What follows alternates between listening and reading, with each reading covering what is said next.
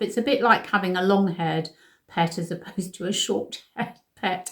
Dab or daub feels really nice. It's like stroking yourself with a very soft sponge. Is it better to apply your foundation with a brush, with a sponge, or with your fingers?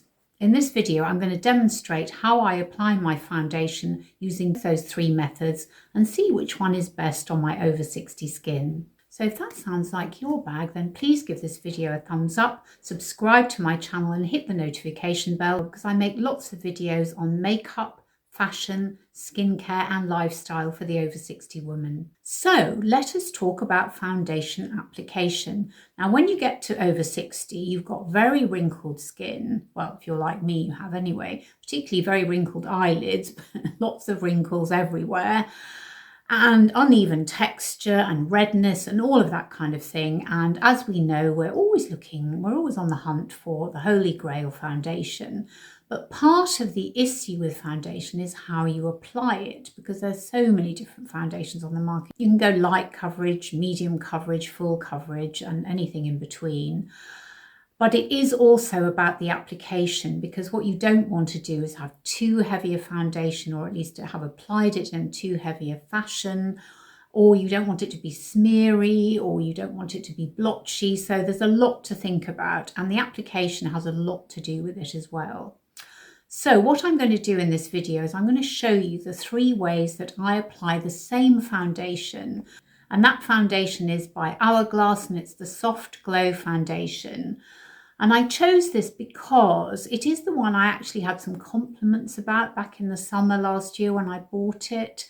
And I do think it's a really nice, I would say medium coverage. It says it's medium to full, I think, but I don't think it is medium to full. I think it's medium.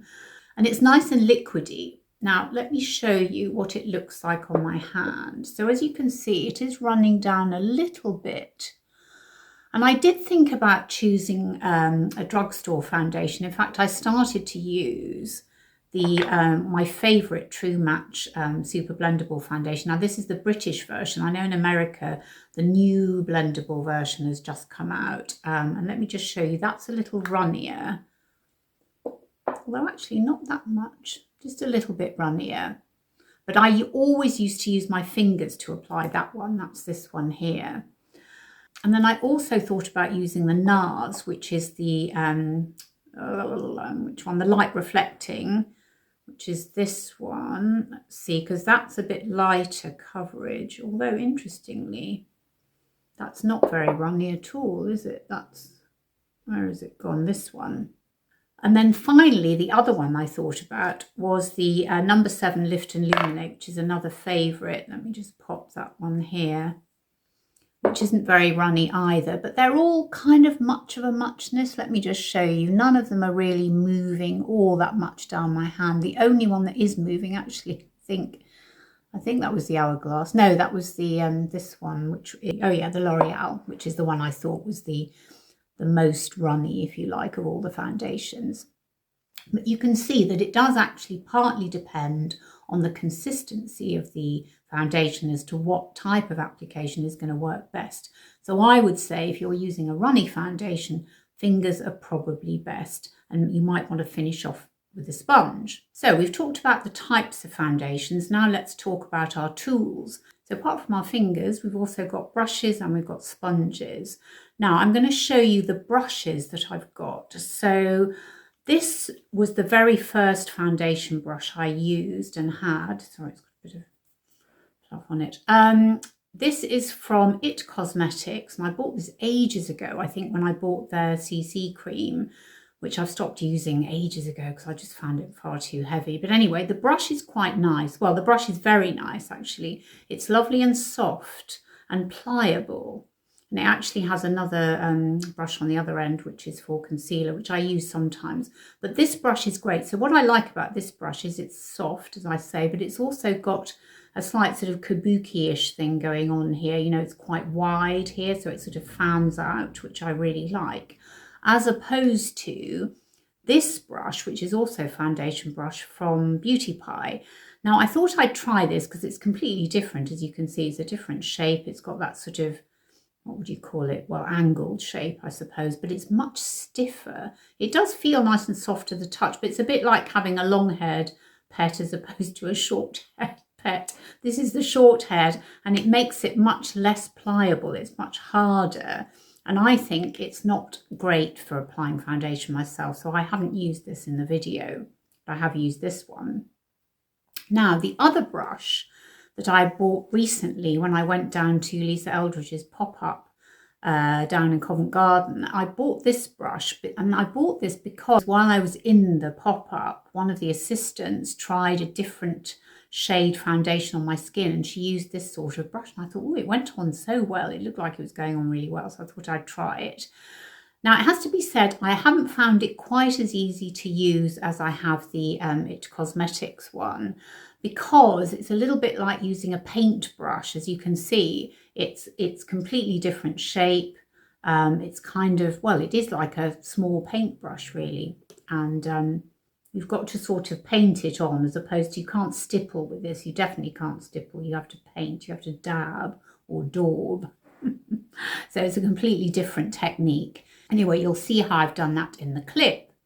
And finally, we come to sponges. Now, I used to think that you needed to wet or moisten a sponge before you used it, so a beauty blender or what have you, one of those sponges. To be honest, I don't think you need to pay £17 or whatever it is for a beauty blender. This one cost me £1.50 from Boots. It's absolutely brilliant. I love it.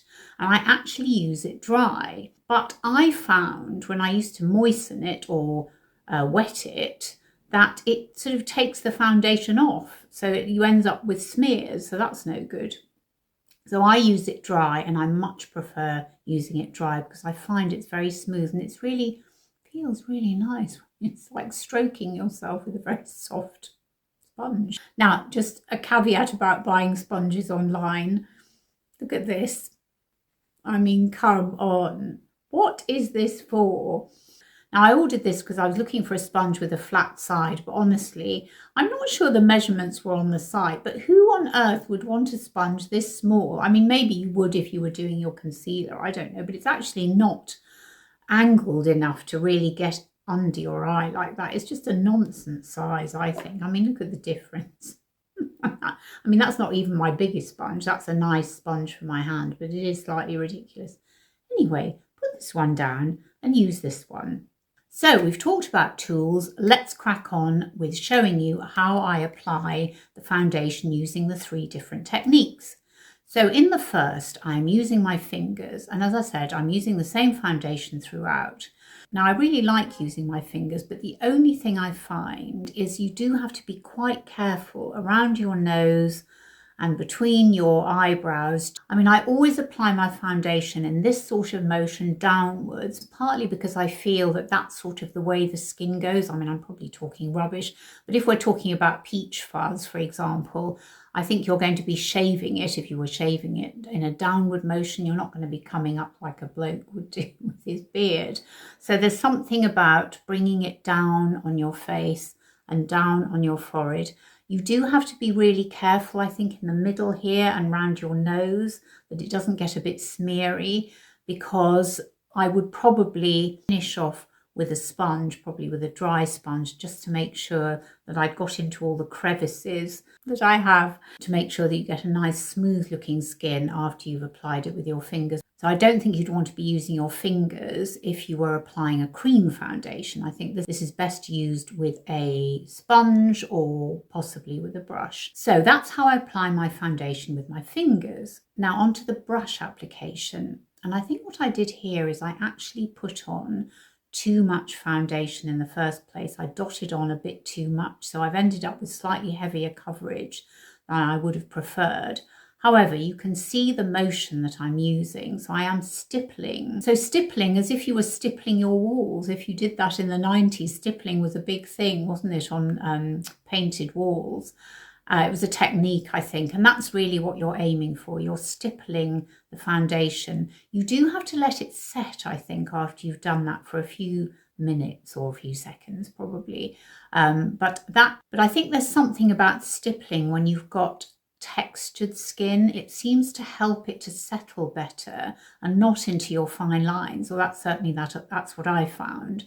And also using the Lisa Eldridge brush where you're painting on. Now with that one, I do end up getting brush strokes, but actually after a little while they dissolve, or at least you don't notice them as much. So I do think you might get a very slightly finer application using the Lisa Eldridge because it's got finer bristles to it than the Hourglass. Although, as I say, I love using the Hourglass. They're just different techniques, really. This is obviously gently patting, stippling as we're calling it, and this is painting. But they're both really nice applications and they both feel very nice to use. And I do think you get a nice coverage. As I say, the only thing you might find is that you get a slightly heavier coverage, particularly if, like me, you're a bit cack-handed and you put a little bit too much foundation on. But you can always get your sponge and just finish off to make sure that you haven't got any settling here or here or here. And finally, applying your foundation with a dry sponge. Now, this might be a little bit revolutionary. I'm exaggerating, it's not exactly revolutionary, but you do find that a lot of applications of foundation on YouTube are done with a damp beauty sponge. Now, in my view, this is the way to do it, with a dry sponge. And actually, I'm finding that using a dry sponge is my preferred method of application for all my foundations. It's particularly good for the cream foundation that I've been using a lot, but as you can see, it also works really well with the Hourglass. Now, one of the reasons I like it, I think, is because it's very quick.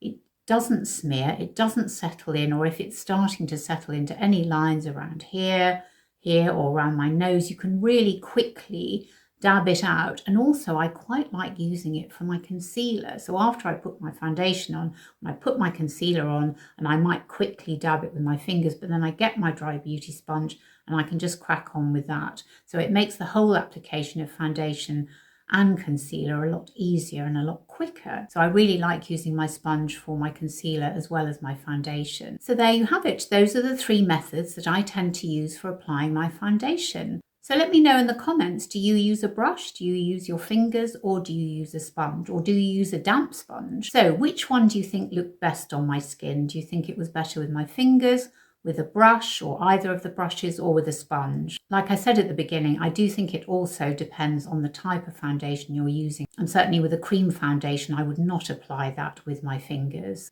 And with a very liquid foundation, I would definitely use my hands and maybe finish off with a dry sponge. And thanks again so much for watching. It means the absolute world to me. It really does. And I hope you're doing really well. And I'll look forward to seeing you on my next video. Oh, and before you go, if you haven't subscribed to my newsletter, do consider doing so. The link to sign up is in the info box below. And thanks again so much for watching, and I'll look forward to seeing you on my next video. Bye.